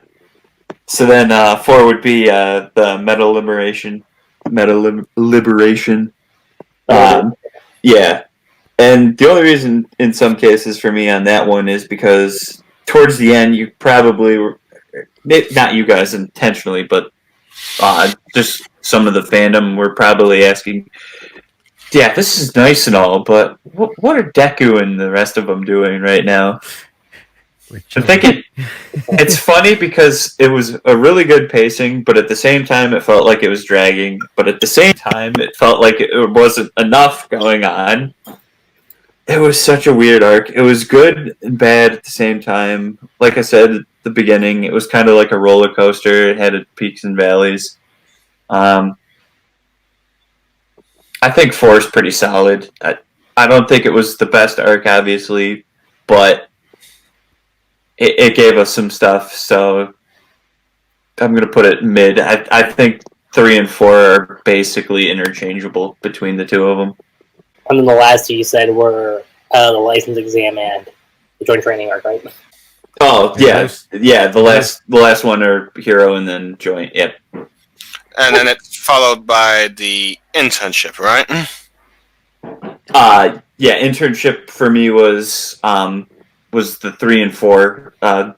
It was I put it 3, but it can be interchangeable with the liberation Okay. at number 4. Mm-hmm. So, and then that means number 2 was the pro hero, and the first one was the festival. Just checking. Yeah. That's what he Yep. said. Yep. All right. So does that mean we're going to closing? Let's see, closing thoughts now, Lucky Chi. Yes, we're going to closing thoughts, and I'll go ahead and start off by saying those closing thoughts. My Hero Academia, as of right now, again, not back to the quality that it once was, but I'll just say it's in an interesting spot right now. That's what I'll say. Again, it was an improvement over the joint training arc, not the comeback arc, but it was neat. I think is the best word I'm going to use. It was definitely neat. Definitely doesn't make up for how much screen time Shigaraki lacked from the last few arcs. Probably not, but I will say it was really good to see some of the stuff that we saw.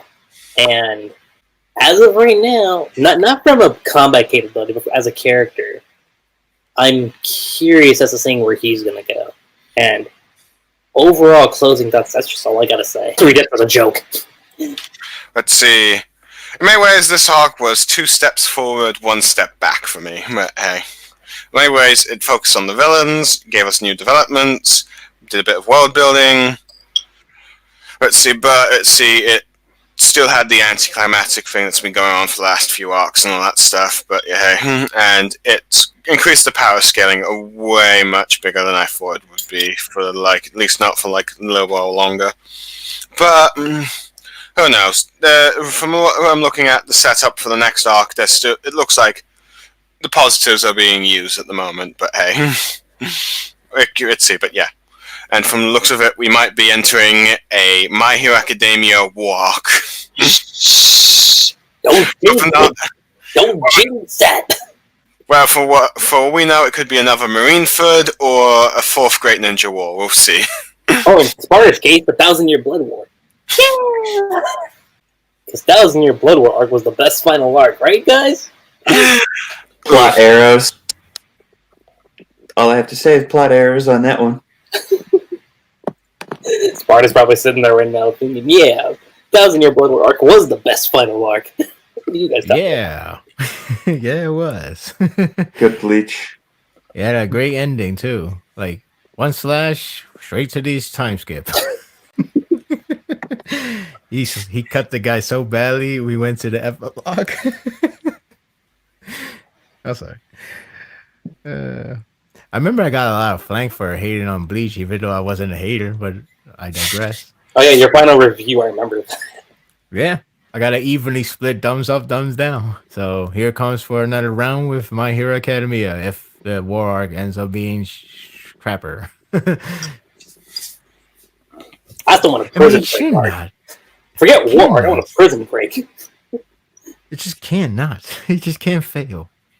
My final thoughts are basically summed up as this. I didn't really... Since I read this kind of in bulks, where I'll do sometimes...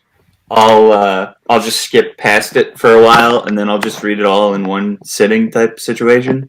Mm-hmm. So, for me, it kind of flows a little better that way. So, I don't have a general opinion... Right.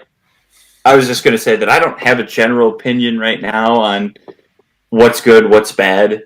Just because I have a top 6 doesn't necessarily mean that it's like the utmost, like 1 is somehow much more godly than 6 on my list. It just means that I just happen to enjoy 1 more than 6 or anything like that. If there has been a downward quality, for me, it's been a little minuscule or whatever. So hopefully it gets better. Obviously, I liked it a little bit more at the start of the series, but just so long as it doesn't diverge into this whole my power is way more OP than yours, henceforth I've got the this is going to be a breeze situation. Or to quote Pain, my pain is greater than yours. Right. Where the meme goes, this isn't even my final form. Right. I mean, if it goes Dragon Ball Z-esque, I can live with that because the power there wasn't like instant. You saw Goku and Frieza fight and have some struggles. You saw Gohan Cell fight. There were some struggles. Little less more so in that fight than, say, with the Boo versus everyone. But Boo arc has its own problems. Mm-hmm. Just so long as it doesn't go full Naruto in the sense that once you get this power, you're essentially even the god amongst us isn't all that godly. Well, you gotta remember he is heavily influenced by Naruto, so you got a point there. You got a point. Well, hopefully it doesn't go that hard. Hugging it. I got a pillow. I got an anime pillow of I'm not sure who. Blue Star. Do you remember which hug pillow you have for the series? The pillow. Hug pillow. I don't have a hug pillow. Oh, sorry. Oh, damn. So long story short, just keep trying, but don't try too hard. There is no try. There is no try. Any thoughts on Any thoughts on what's Sparda for life? Any final thoughts? Yaiba was a mistake. Wait, what was a mistake? Nothing. No, but seriously, look, I know I critique many times, but this what I do because it's like I see something, I don't like it, I like it, whatever. It doesn't mean I necessarily hate the series. I mean, if I say if I hate it, then I hate it. But I haven't yet to say it. Jokingly, I would say it to Blue Star because he would go Hulk Hogan on me. But I digress. I don't go Hulk Hogan on you for life. The point is, the series can bounce back. A lot of other series we know, we read, we watch, bounce back in a much later date. I mean, it can happen. It may not happen. I don't know. But whatever that arc that Kohi is planning in the next one, which is supposed to be a big one, or maybe it might be a little bit later. It depends what direction we're still going with. But there's a so-called countdown that's happening right now. That's supposed to be the monumental. It's supposed to be pretty much the end point of the arc or the saga. I mean, so if that's the case, I'm hoping for that to be the rebound of the entire series itself. I want to. It's like it's treating it to be like a double or nothing. Double for the people who has not feel the same way as they did in the beginning. Pretty much, they're like dwindling. Maybe to put on hold for a while, or they're just gonna stop the series in general and don't like it anymore. So maybe if it's a seed, they would be like, "Oh, now you won me over, and I'm super interested in the series." And then there's a nothing option, which is pretty much you destroy this series. I don't want to read it anymore. I'm done. So that's the feeling I got for the next arc, or whatever that's gonna come that time. But yeah, I don't really hate the series. I don't hate the series. I don't even dislike the series. As I said before, all I want is a series to go back to this glory day, because you can't really tell me, hey, you started to hate the series because it's a popular thing. As I mentioned the other time, that if you were to hear me act differently with the other series, namely Yaiba, if I were to start hating, then you got a point. I start hating because it got popular, but I don't hate that series. I don't critique heavily because, well, man, it got popular. That's not the case. It just so happened that My Hero Academia is popular, that unfortunately I start critiquing because things are starting going wrong in around the time span. Because I remember I was super hype. So can I be hype again? Yeah. Whatever happens in the future. I'm just hoping for the best. I'm not hoping bad ill for Koei to like, oh, you're gonna get canceled like your other two series. I don't want that.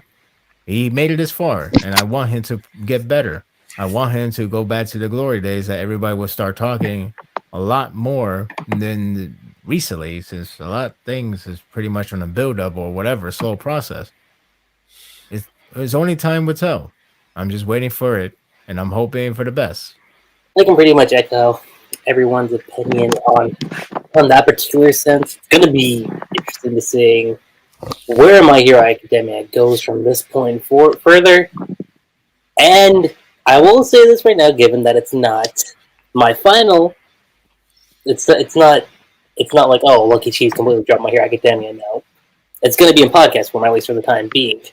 So you might get a season 4 podcast, might, depending on when it ends. So do look forward to that. And I just gotta say, it was a blast talking about My Hero Academia again, especially in this format, and more particularly with you guys. I mean, Sparda, Blue Star, MangaReader, it was, I can't stress this enough, it was a blast talking with all of you about this, and especially with getting MangaReader on board for the first time. That was pretty exciting. Yeah, I'll have you guys know I read all 250, or well, up to the hero arc or whatever. Yeah, I mass read that like a couple months back. This current one I just read not too recently, but for My Hero, I mass dumped it like, I think, January or something? Maybe even earlier than that. Up to whatever arc it was when it was just past the internship is by the time I started reading. Wow. Yeah, I know. That was a good read. That was a good 4 days. But,